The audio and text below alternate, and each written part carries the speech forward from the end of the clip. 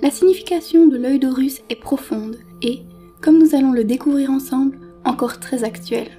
L'œil maçonnique Illuminati de la Providence. Ce symbole maçonnique athée, voilà qu'aujourd'hui, soudainement, on l'appelle de plus en plus l'œil de la Providence. Maintenant, ce serait un symbole chrétien. C'est très étrange. Pourquoi ce changement d'appartenance pour un symbole historiquement maçonnique et athée qui devient aujourd'hui chrétien?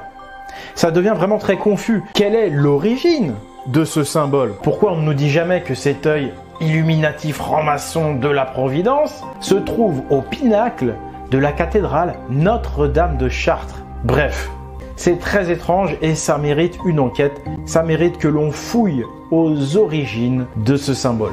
Du point de vue de la chrétienté, ce symbole à l'œil unique serait l'œil de la Providence, l'œil de Dieu. Ça, c'est ce qui nous est dit. Mais si on regarde la Bible, les textes, dans les faits, il n'y a pas de mention d'un personnage borgne, encore moins d'un personnage divin avec un œil unique. Dans la Bible, il n'est pas fait mention de l'œil unique de Dieu. Les yeux de l'Éternel regardent vers les justes. Il n'y a pas de référence dans la Bible où Dieu aurait un seul œil. Le rapport entre le triangle et le christianisme, d'après les experts de l'Église, ce serait la Sainte Trinité, Père, Fils, Saint-Esprit. Mais la chose étrange, c'est que le concept de Trinité, le mot Trinité, n'existe pas dans la Bible. Il n'y a que dans les évangiles, et c'est surtout le Père et le Fils dont on nous parle, donc pas dans le cadre d'une Trinité. Et à d'autres endroits, de manière séparée, on va nous parler du Saint-Esprit. Mais pour ce qui est de l'Ancien Testament, on ne nous parle absolument pas ni du Père, ni du Fils, ni du Saint-Esprit. Il n'y a pas de Trinité dans l'Ancien Testament. Selon la Bible, il n'y a rien qui justifie l'utilisation d'un symbole triangulaire dans le christianisme, puisque le mot Trinité n'existe même pas dans la Bible. Et puis, la pyramide elle-même, en tant que bâtiment, elle est bien plus ancienne que la religion chrétienne, et la pyramide en Égypte, c'est vu comme un monument païen. On retrouve par contre des traces du triangle dans l'art chrétien d'après la Renaissance. On a des peintures avec un triangle, mais elles sont toutes très récentes. Celles-ci datent du XVIIIe siècle. Les premières peintures avec un triangle dans l'art chrétien, c'est pas avant le XVIIe. C'est très tardif, mais c'est logique puisque dans la Bible, le concept n'existe pas. Tout est comme si la Trinité était un concept qui avait été ajouté tardivement à la religion chrétienne. Quant aux académies, elles affirment que l'œil dans le triangle fait partie des symboles chrétiens, avec comme seul argument le rapport entre triangle et Trinité, un argument très mince puisque le mot Trinité n'existe pas dans la Bible. C'est pourquoi, afin de renforcer leur position, ils vont devoir s'appuyer sur ces fameuses peintures récentes qui apparaissent à partir du XVIIe siècle. À travers ces peintures, c'est la première fois que l'on voit ce symbole dans un environnement chrétien. Mais attention, vous allez voir qu'il y a anguille sous roche. On regarde tout de suite avec cet article de la BBC. À l'origine, l'œil de la Providence était un symbole chrétien. Et les premiers exemples de son utilisation se trouvent dans l'art religieux de la Renaissance, pour représenter Dieu. Un exemple précurseur est le souper d'Emmaüs de Pontormo en 1525, bien que le symbole lui-même ait été peint plus tard, peut-être dans les années 1600. On parle d'une œuvre d'art qui à l'origine ne comportait pas le symbole. Et puis 100 ans plus tard, on repeint par-dessus et on met le fameux symbole. Déjà, est-ce que ça se fait de repeindre la toile d'un artiste mort 100 ans après, c'est-à-dire après sa mort? J'ai vraiment l'impression qu'on est face à une falsification d'une œuvre d'art. On est face, on a l'impression, à une preuve fabriquée. Et ça, c'est les institutions officielles. Alors que ce symbole est connu pour être maçonnique, on nous assène comme ça sans preuve que c'est un symbole chrétien. Et puis, quand on commence à chercher des preuves, on nous sort des preuves qui ont tout l'air d'être fabriquées. On a vraiment la sensation qu'on veut nous cacher l'origine de ce symbole. Autre chose étrange, pourquoi est-ce qu'on ne nous parle jamais de l'œil d'Odin? Parce que le concept de Dieu avec un seul œil, le concept de Dieu associé à un triangle, pourquoi on n'en parle jamais? Tout prête à croire que ce symbole provient de la vieille religion odinique, la religion païenne des Vikings. En effet, ce symbole, c'est l'œil d'Odin, le dieu borgne, c'est-à-dire le dieu à l'œil unique. L'œil d'Odin voit tout, mais c'est également un œil omniscient. Odin lui-même est un dieu triple. Il se présente notamment dans l'Edda lorsqu'il nous raconte la religion odinique sous 3 dieux différents, le Très-Haut, l'égal du Très-Haut et le tiers ou le 3e. Enfin, il y a évidemment une corrélation par rapport à la pyramide d'Égypte elle-même, puisque la religion égyptienne est assez proche de la religion odinique, et même très proche dans ses concepts. On retrouve entre autres, dans la religion égyptienne, un dieu qui est borgne et qui s'appelle Horus. Odin et Horus sont les 2 seuls dieux à être borgnes. Les francs-maçons modernes se revendiquent héritiers des bâtisseurs de pyramides et de cathédrales. Mais il y a 2 mouvances principales. La première mouvance, c'est une mouvance de francs-maçons chrétiens ou judéo-chrétiens qui se réfèrent à la Bible, et une autre mouvance de francs-maçons athées qui, eux, se réfèrent à la philosophie des Lumières. Si les maçonneries sont judéo-chrétiennes ou athées, alors pourquoi est-ce qu'elles s'appuient sur un symbole qui, apparemment, est païen? La franc-maçonnerie, à la base, elle représente l'opposition à l'Église chrétienne. C'est pourquoi un symbole païen, c'est bien choisi pour incarner cette opposition. Même si c'est vrai que c'est très bizarre que cette opposition maçonnique se réfère au même texte religieux que l'Église et que la franc-maçonnerie athée soit commandée par un ancien jésuite. Le motif d'existence de la franc-maçonnerie, c'est bien de s'opposer à l'Église. La raison d'être de la franc-maçonnerie, c'était de proposer une alternative à la pensée unique chrétienne. C'est pour ça d'ailleurs qu'Adam Weishaupt a déclaré, en fondant les Illuminés de Bavière, vouloir détruire l'Église catholique. Ok, mais ce que je comprends pas, c'est pourquoi ils se sont revendiqués des anciens bâtisseurs de cathédrales. Les francs-maçons se revendiquent héritiers des anciens bâtisseurs de pyramides et de cathédrales, entre autres, parce que tu sais que les pyramides ont été construites par d'anciens bâtisseurs païens. Mais ce que tu ne sais sans doute pas, c'est que les cathédrales gothiques, elles aussi, étaient païennes. Les cathédrales Notre-Dame, à l'origine, sont dédiées à la religion odinique. Notre-Dame, c'est une déesse. Ça, c'est un grand secret d'histoire. Et maintenant, tu comprends pourquoi, au XIIe siècle, on a sculpté cet œil unique au sommet de Notre-Dame de Chartres. C'est parce que cet œil unique, c'est l'œil Illuminati, l'œil maçonnique, c'est l'œil d'Odin.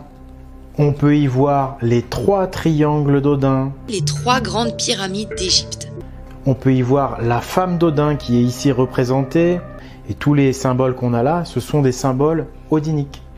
Toutes ces francs-maçonneries, quelles qu'elles soient, même les athées, ont été créées par des chrétiens. Même les Illuminati, qui avaient déclaré qu'ils voulaient détruire l'Église, ont été créées par Weishaupt le jésuite. Donc tout prête à croire que ces francs-maçonneries étaient en fait des oppositions contrôlées par l'Église elle-même en sous-marin. Enfin en sous-marin, il suffit de regarder qui les a créées finalement. C'est pas si caché que ça. Donc ces francs-maçonneries sont en quelque sorte des fausses francs-maçonneries qui n'incarnent pas les vraies. Ces fausses francs-maçonneries ont été très utiles à l'Église pour le compte de la chrétienté. Ces francs-maçonneries, pour attirer tous les opposants à l'Église, ont choisi un symbole païen, l'œil d'Odin. Mais c'était une tromperie. On a là le parfait exemple dans l'histoire de la création d'une opposition contrôlée. On a un discours très agressif contre l'Église, mais ce n'est qu'un discours de façade. Donc c'est la parfaite tromperie. On fait beaucoup de bruit, on prétend vouloir détruire l'Église, mais tout ça, c'est une façade. C'est une manipulation en fait pour duper les gens. C'est pourquoi on assiste à cette campagne de l'œil de la Providence qui a pour but de christianiser ce que nous avions connu sous le nom d'œil maçonnique afin de nous éloigner encore plus de la vérité. Faut pas oublier que ce symbole, si on le connaît, si on en parle, c'est grâce à la franc-maçonnerie. Parce que c'est l'emblème de la franc-maçonnerie. C'est pour ça qu'on l'appelle couramment l'œil maçonnique ou l'œil Illuminati. Mais le Vatican a été assez malin pour inverser les rôles. C'est le coup classique de l'inversion accusatoire, très connu et très utilisé par les satanistes. Les pyramides ne font pas partie de la religion chrétienne. Au contraire même, la pyramide et l'œil unique sont généralement associés à l'antéchrist, au mal et à la franc-maçonnerie. Dans le Coran comme dans la Bible, Dieu n'a pas d'œil unique Dieu surveille tout le monde avec des yeux au pluriel. Par contre, dans le Coran, il existe une entité à œil unique. Il s'agit du Dajjal. Le Dajjal est borgne et c'est en fait une sorte d'antéchrist islamique. Le prophète a dit « Certes, le Dajjal est borgne, alors que votre Seigneur ne l'est pas. » Dieu, certes, surveille tout, il voit tout, mais il le fait avec ses yeux. On parle des yeux au pluriel. On est donc dans l'univers des polarités masculin, féminin, sacré. Donc il y a bien Odin qui est le dieu masculin et il y a une contrepartie, c'est la déesse féminine qui existe bien dans la religion odinique également. C'est la remise en cause même de la matrice judéo-chrétienne civilisationnelle dans laquelle nous sommes plongés. Je me suis lancé dans cette quête de vérité il y a plusieurs années. Je lutte contre les géants judéo-maçonnico-chrétiens qui désinforment. Ainsi, on nous fait croire que le christianisme et l'islam sont opposés au judaïsme, ou on nous fait croire que le christianisme est opposé à l'islam. Mais globalement, ils s'inscrivent tous dans le même plan mondial. Ces oppositions ne sont en réalité que les deux faces d'une même pièce. La franc-maçonnerie elle-même était utilisée par les religions monothéistes. Ce sont bien les abrahamiques qui tirent les ficelles de la franc-maçonnerie. Tout ça, c'est un jeu de marionnettes. Le nouvel ordre mondial existe déjà, il a déjà un pouvoir quasi total. L'identité de ce nouvel ordre mondial, c'est en réalité le dieu monothéiste qui prend le pouvoir sur le monde entier.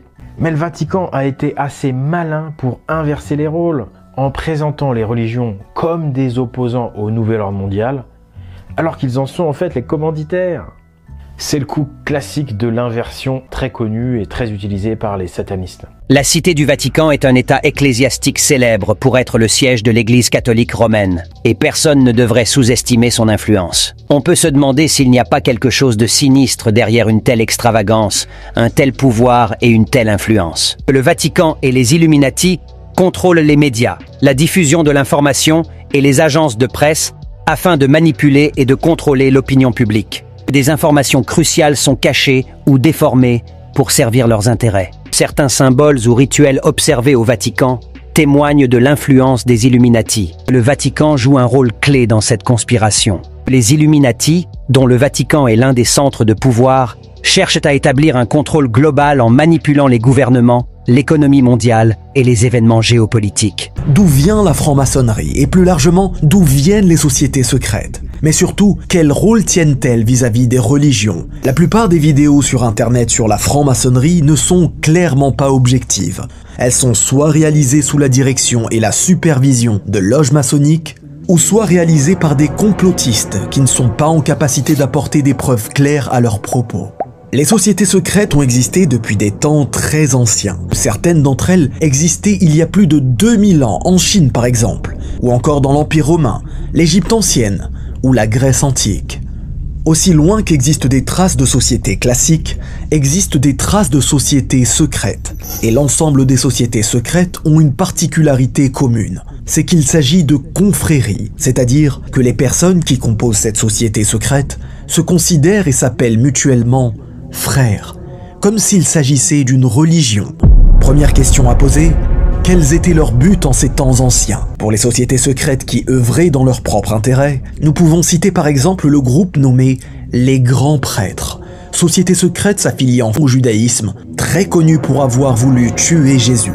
Jésus est apparu avec la révélation à un moment où son discours gênait et compromettait le train de vie flamboyant de ce groupe. Un groupe influent, tant sur un point de vue politique que sur un point de vue sociétal et religieux.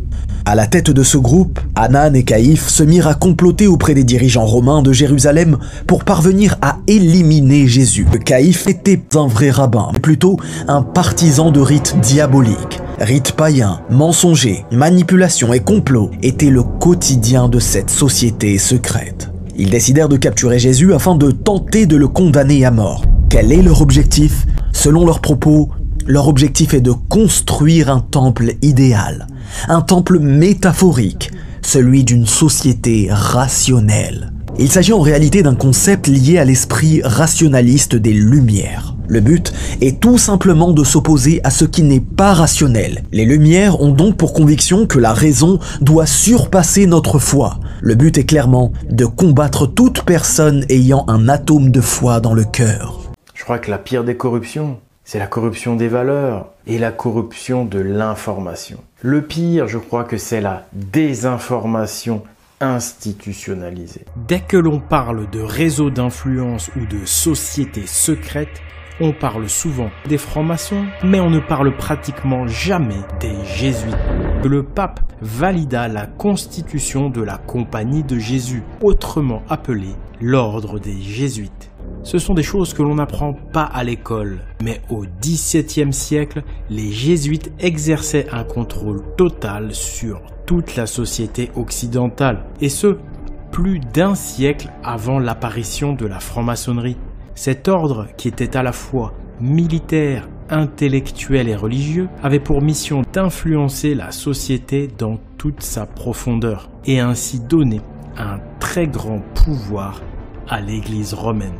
Malgré leur omniprésence dans les hautes sphères de la politique, on ne parle jamais des jésuites. Il n'y a pratiquement personne pour dénoncer leur influence. Les jésuites ne sont jamais critiqués publiquement. La raison, c'est que les jésuites font peur. Les gens n'osent pas en parler, parce qu'ils sont célèbres pour leurs assassinats. Que les jésuites prirent le contrôle des universités et des académies dans les pays occidentaux. Ils prenaient soin de prendre le contrôle de l'éducation et de l'enseignement scientifique. Ils ont ainsi pu formater l'esprit des Européens, n'hésitant pas à réécrire totalement l'histoire de l'humanité. Secret d'histoire caché par le Vatican, dans le but de faire oublier au peuple certaines grandes vérités historiques. C'était une opération de lavage de cerveau généralisé.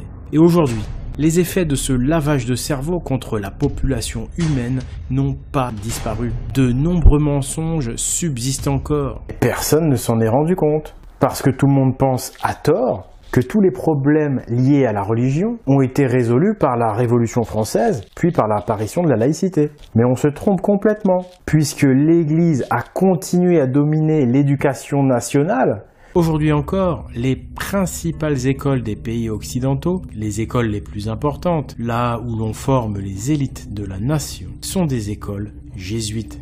Et l'on ne parle même pas de toutes ces écoles officiellement non jésuites, mais qui sont tout de même sous leur influence. En d'autres termes, ce qu'on nous enseigne à l'université, c'est pas la vérité, mais une pseudo-vérité qui convient à la religion chrétienne.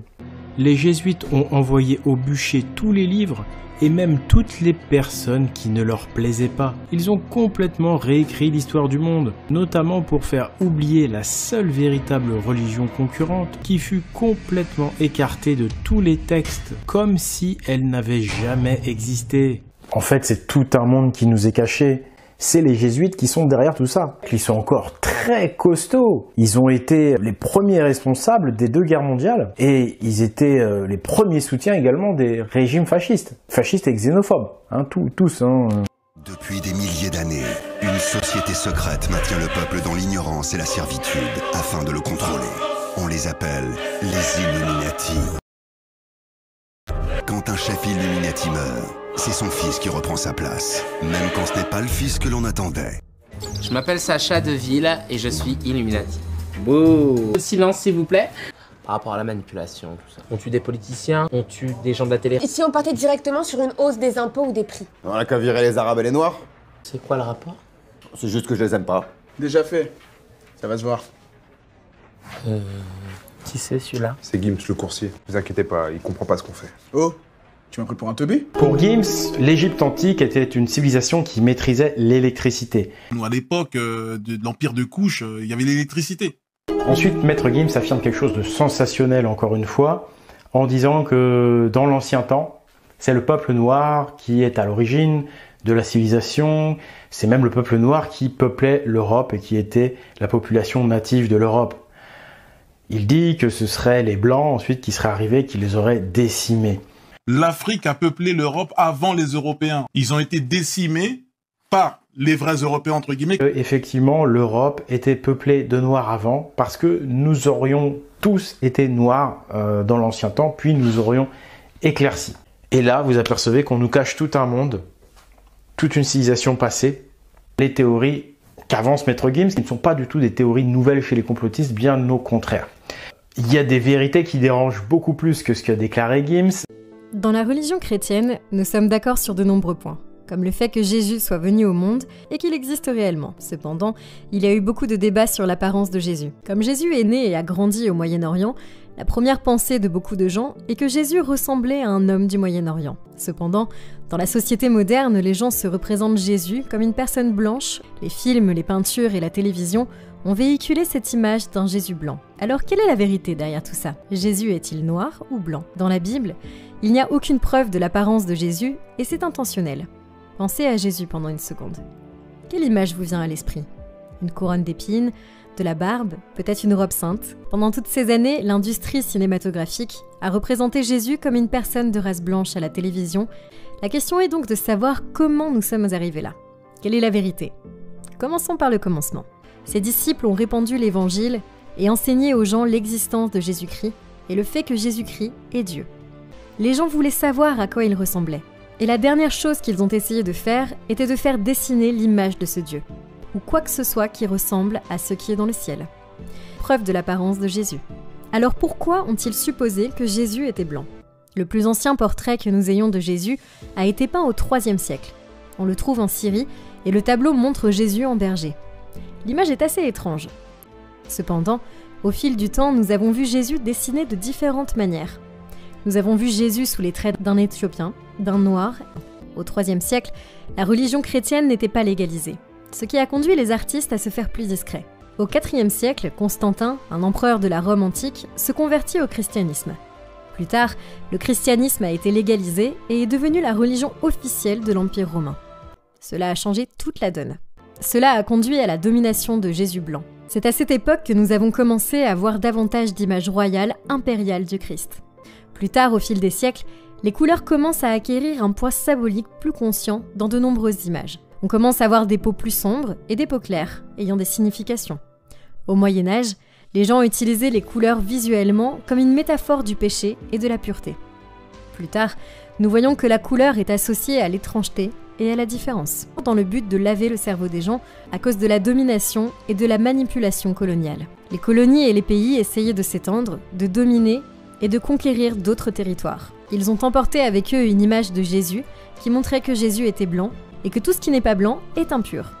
Ils ont utilisé cette méthode pour asservir et opprimer les Noirs pendant la domination coloniale. Dans les années 1500 en Italie, il y avait beaucoup d'antisémitisme. En fait, la persécution était si dure qu'elle a poussé de nombreux Juifs à fuir l'Italie, ce qui a créé un système de caste.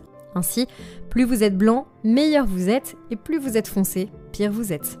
Cela a conduit les Blancs à penser qu'ils étaient supérieurs, et les Noirs inférieurs. Bien qu'ils puissent être innocents de peindre Jésus dans leurs couleurs, il y avait aussi des intentions très sournoises derrière cela. Les chercheurs Edward Schlumb et Paul Harvey affirment que l'image de Jésus blanc a alimenté la suprématie blanche et justifié pour beaucoup de gens l'oppression et le traitement inhumain des Africains et des Amérindiens. Le Jésus blanc n'était pas neutre. Sa présence a proliféré et s'est étendue au fil des siècles et elle a été largement liée à ce que nous appelons un projet impérial. Ainsi, nous pouvons voir que la mythologie du sauveur blanc sert les intérêts du pouvoir blanc et de la suprématie blanche et que l'évangile de Jésus n'a rien à voir avec cela. Le Jésus d'apparence européenne a été utilisé à bien des égards pour soutenir le système de supériorité des Blancs et d'infériorité des Noirs. Si nous réfléchissons, Jésus est né juif, un juif ancien, il y a 2000 ans. Alors qu'il était encore jeune, ses parents et lui se sont enfuis en Égypte car le roi Hérode avait ordonné de tuer tous les bébés. Il devait donc ressembler à un Égyptien s'il a réussi à s'échapper pendant 2 ans. Dans l'Apocalypse, Jésus est décrit comme ayant des pieds de bronze et ses cheveux étaient blancs comme de la laine blanche. Il y a donc beaucoup de symbolisme et beaucoup de descriptions autour de Jésus. L'autre chose importante, c'est que Jésus, qu'il soit blanc ou noir, a revêtu une chair humaine. Il a vécu une vie qu'aucun humain, quelle que soit sa race, ne pouvait vivre. Toutes les races sont faites à l'image de Dieu, et à la fin des temps, Jésus va rassembler autour de lui des personnes de toutes tribus et de toutes couleurs.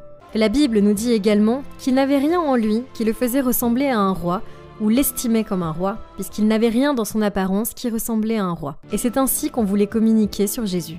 Écoute, j'en veux aux blancs condescendants qui pensent que le monde ne se voit qu'à travers les yeux de l'Occident. J'en veux aux profs qui voulaient m'orienter vers les ténèbres, qui m'ont fait lire des auteurs qui me traitaient de nègre, qui s'empressent de dire que ma religion c'est la leur. Je préfère répéter que je suis noir, comme ça y a pas de risque qu'ils disent un jour que j'étais blanc comme ils l'ont dit du Christ. Et les gens disent, si tu veux cacher un truc à un noir, faut le marquer dans un livre. Tant pis pour ceux qui pensent que je bloque sur l'Afrique. Les abrutis diront que j'ai toujours le même thème. Les intellos diront que j'ai toujours le même thème. Leur connerie est sévère donc j'utilise les mêmes termes. L'histoire se répète donc j'utilise les mêmes termes. Et forcément, je nique tous les colons du club qui voulaient me faire oublier. Tiens pas dire qu'on a subi la malédiction de charme. Comment notre histoire peut être corrigée quand on a les religions des gens qui nous ont colonisés? Il faut savoir que la religion telle que les Africains la connaissent est un cadeau empoisonné afin de les maintenir dans l'ignorance et les éloigner de leur spiritualité originelle basée sur la cosmologie, c'est-à-dire l'étude du cosmos qui mène à la science. Pire encore, la religion nous empêche de réfléchir car elle est un obstacle à la science et donc au développement ou au progrès, étant donné qu'elle paralyse l'analyse, l'esprit critique ou la faculté qui permet d'inventer des concepts et ou de développer des raisonnements rationnels. Certains refusent de réfléchir et préfèrent vivre dans un mensonge. Nombreux ici ignorent probablement que le Coran dit ouvertement que la terre est plate. Vous me diriez, comment est-ce possible? Le Seigneur Allah dit dans la sourate 79 verset 30 ceci: et nous fîmes la terre en forme d'œuf. Impossible alors que la terre serait plate selon l'islam, argumentera un bon musulman. Cependant, ce livre que l'on appelle le Coran est très contradictoire car il soutient que la terre est en forme d'œuf et ensuite il dit que la terre est plate. Preuve en est, dans la sourate 2 verset 144, il est dit: oui, nous te voyons le visage tourné vers le ciel, eh bien nous te tournerons certainement vers une orientation qui te complaira. Tourne ton visage donc vers la sainte mosquée, où que vous soyez, tournez-y vos visages, oui. Et ceux à qui le livre a été donné savent que voilà bien la vérité de la part de leur Seigneur. Et Allah n'est pas inattentif à ce qu'ils font. La sainte mosquée ici est la Kaaba. Ce verset demande à tous les musulmans de prier en direction de la Kaaba, la Qibla étant la direction que l'on doit prendre pour faire ceci. Ceci n'est possible qu'avec un modèle de terre plate. À cause du caractère sphérique de la terre, une prière dans n'importe quelle direction serait en fait dirigée vers l'espace et non vers la Mecque. Cela serait un blasphème car il prierait en face de la Kaaba et il lui tournerait le dos à la fois. Pour les gens qui prient à grande distance de la Mecque, leur Qibla serait quelque part en direction du sol. Par conséquent, celui qui a eu l'idée de rédiger cette sourate 2, verset 144, pensait que la terre est plate en raison de la prière islamique. Ce qui signifie que les lois Allah croient que la terre est plate. La Bible nous dit également que la terre est plate. Il est dit dans Matthieu chapitre 4 verset 8 ceci: le diable l'emmena encore sur une montagne extraordinairement haute et lui montra tous les royaumes du monde et leur gloire. L'auteur de ce verset continuait de s'imaginer une terre plate permettant à Jésus de voir tous les royaumes de la terre depuis une montagne extraordinairement haute. Cela est bien entendu impossible avec un globe terrestre. D'autres versets comme Samuel chapitre 2 verset 8 ou encore Job chapitre 38 verset 6 affirment que la terre serait soutenue par des piliers. On n'a pas besoin d'expliquer. Les juifs comme les musulmans et les chrétiens croyaient que la terre était plate et qu'elle était au centre du monde, alors que les Grecs qui avaient hérité des travaux des prêtres kémites avaient établi la sphéricité ainsi que l'héliocentrisme. Si la Bible Coran affirme que la terre est plate, comme on vient de le démontrer, et que ces affirmations coraniques et bibliques seraient fausses au vu des avancées scientifiques, quelle preuve a-t-on que la terre est sphérique? Qui nous dit pas que la NASA est en train de nous manipuler? Le Blue Marble est une série de Photoshop ou photos retouchées. Encore un coup des Illuminati, les religieux ou encore la franc-maçonnerie. Comment pouvons-nous convaincre nos frères et sœurs africains, musulmans ou chrétiens que la Terre est bel et bien sphérique et que leur livre prétendument divin ne serait que des inventions humaines? Comment prouver que notre très chère Terre est bien sphérique sans aller dans l'espace? Vous savez, il y a très longtemps, j'ai pris conscience que le monde ne tournait pas rond. Et aujourd'hui, on est très nombreux à avoir eu cette prise de conscience. Quand quelqu'un meurt, il y a l'âme ou la conscience, cette partie invisible, mais bien réelle, qui monte en fait au ciel. Et on voit bien que voilà, dans l'invisible, dans le monde des ondes, il y a de la vie. Donc à la mort, en fait, c'est la libération de la conscience. La conscience se libère du corps et va donc explorer des nouveaux champs existentiels. Si on me pose la question, est-ce que Dieu existe? J'aurais tendance à répondre oui. Je me qualifierais de quelqu'un qui a conscience du divin. Donc je ne suis pas athée, je ne suis pas croyant, je suis conscient en fait. En fait, le problème, mon gars, c'est que la définition que tu as du mot Dieu, bah malheureusement, c'est la même que tout le monde a. C'est-à-dire une vision erronée en fait. C'est-à-dire que la structure mentale de l'individu moyen, quand on lui parle de Dieu, c'est Dieu selon les religions monothéistes. Et c'est tellement omniprésent qu'il n'y a que cette conception-là qui existe. Alors qu'en fait, comme je l'ai dit, les dieux existent parce que Allah, Jésus existe, ces dieux existent. Il y a bien une manifestation terrestre, une contrepartie matérielle qui atteste de l'existence de ces dieux. Le divin existe.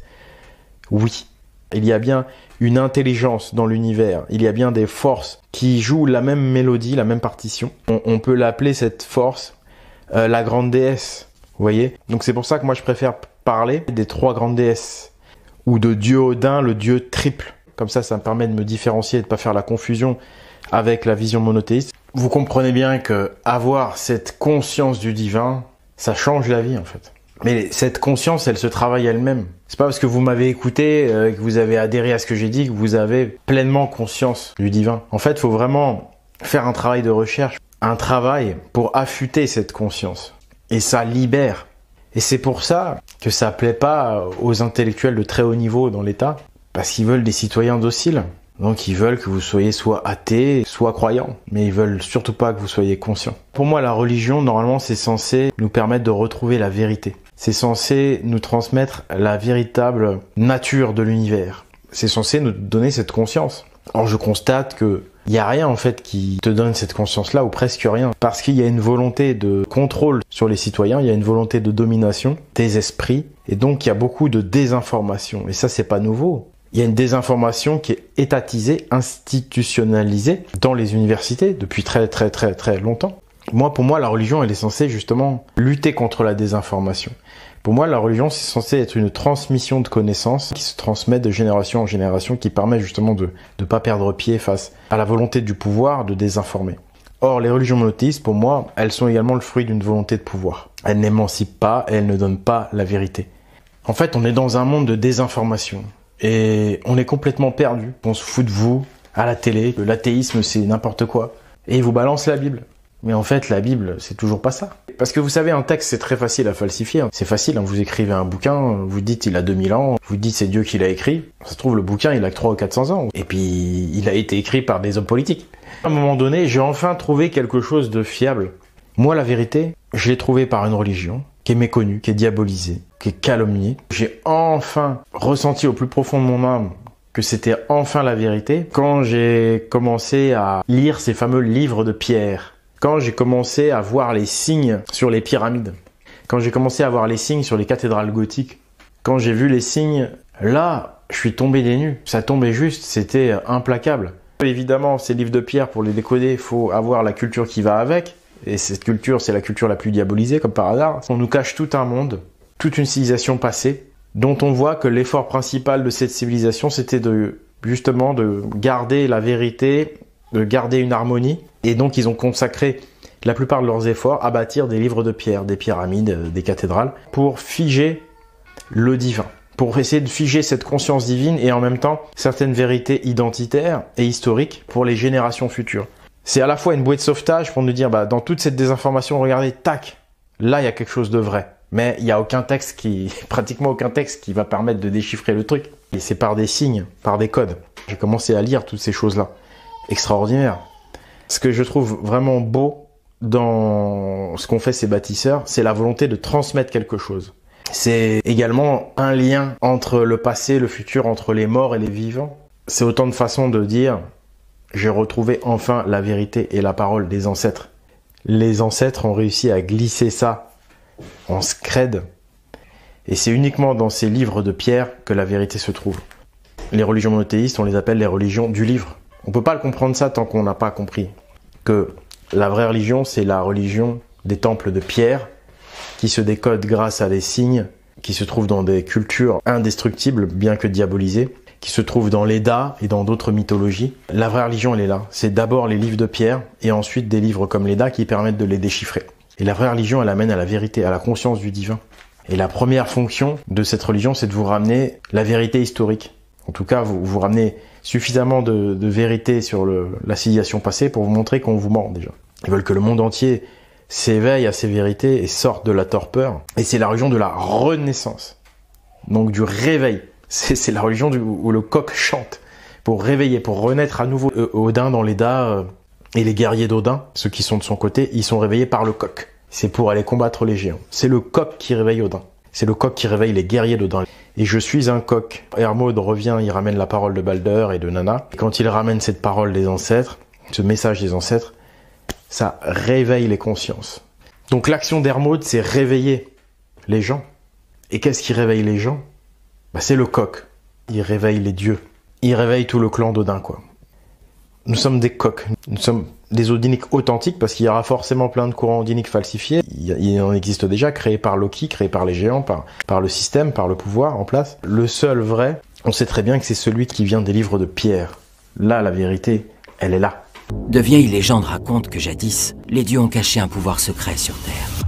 Son emplacement n'est révélé que par un message crypté.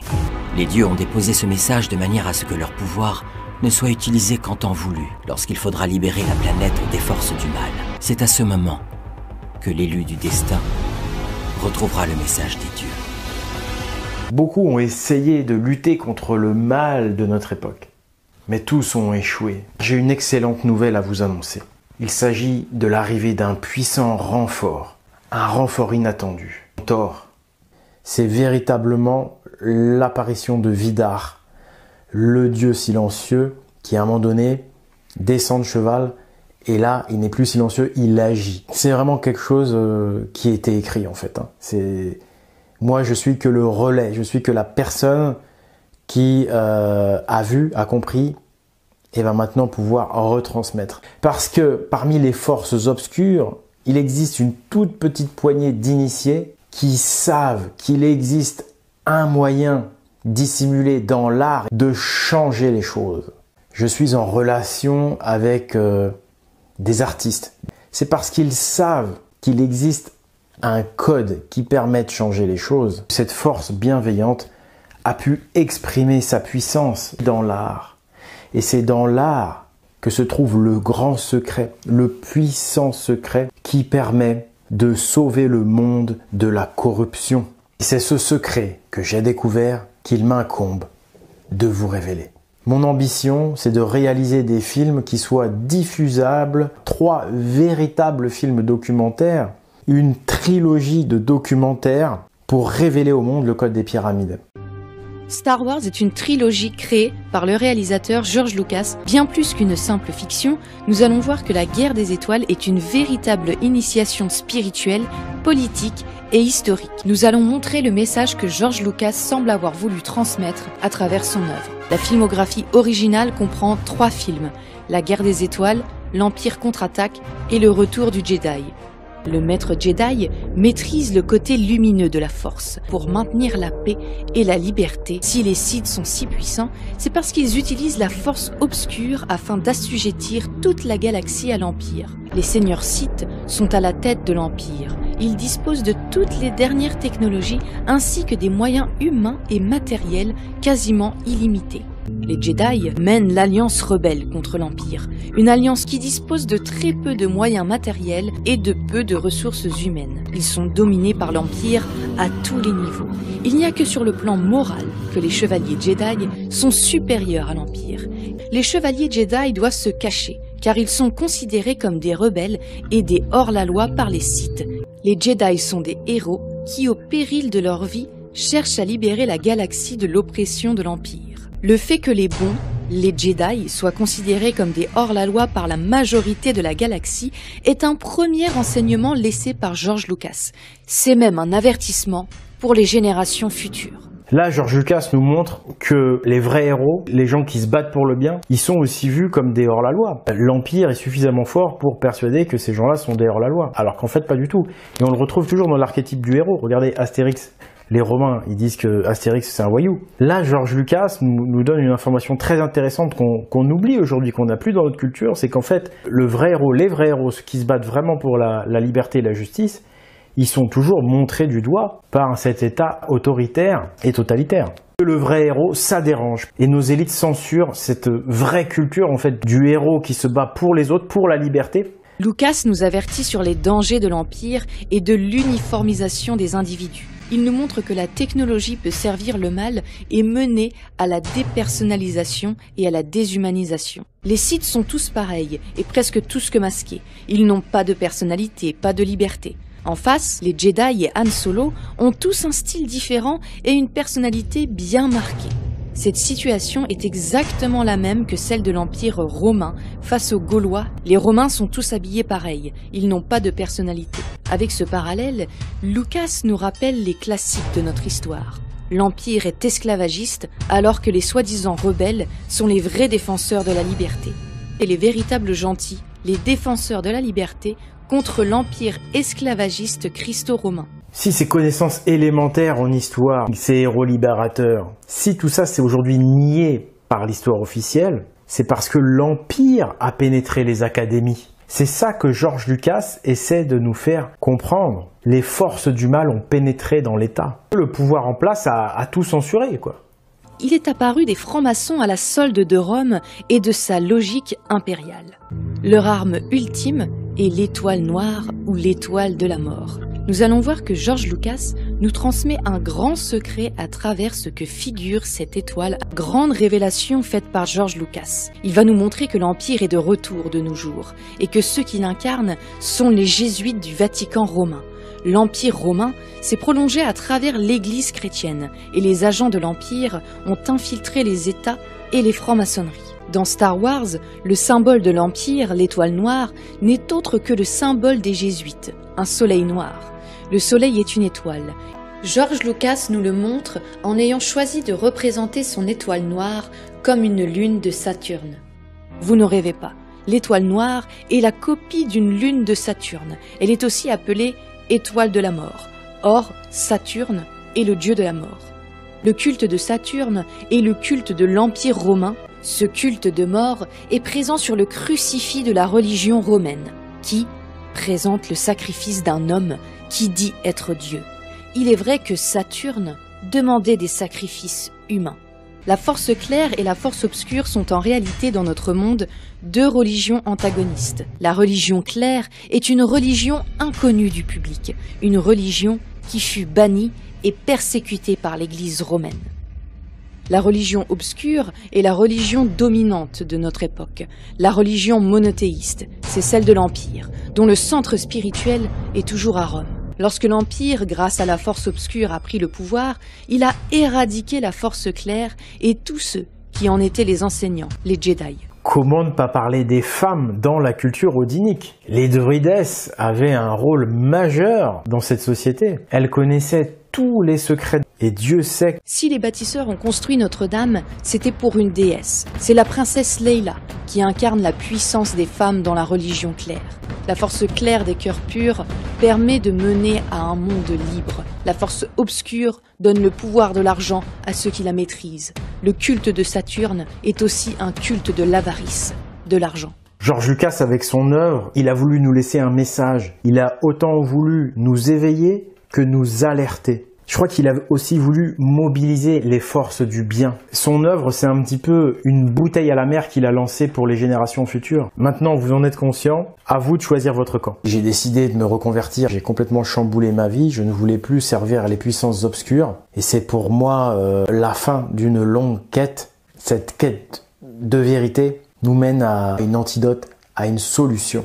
Et c'est ça qui est vraiment extraordinaire. Si vous avez envie de rétablir la vérité, si vous voulez que les choses changent, alors aidez-moi à dévoiler au monde entier le code des pyramides. Pour sortir le monde de la corruption, pour la vérité et la justice. Je n'y arriverai pas seul, j'ai besoin de vous.